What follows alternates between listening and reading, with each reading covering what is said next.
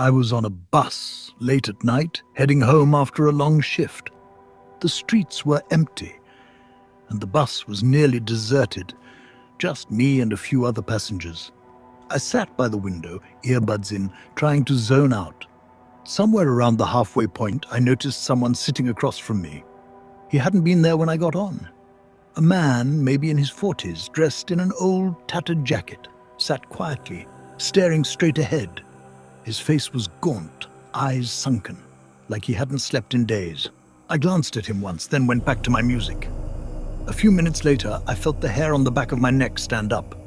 He was staring at me. I quickly looked out the window, trying to shake the feeling off. But when I glanced back, he was still staring. His eyes were too intense, almost too focused, like he was waiting for me to notice. I shifted uncomfortably, but I didn't want to seem paranoid. So I stared out the window, ignoring him. A couple of stops later, I got off the bus. I was relieved to escape that man's gaze.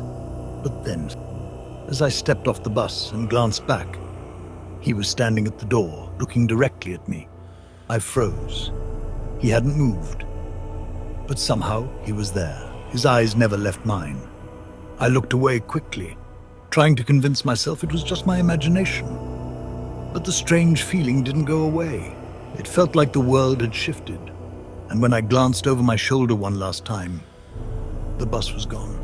But standing in the middle of the empty street, staring directly at me, was that same man. Like and subscribe for more videos like this.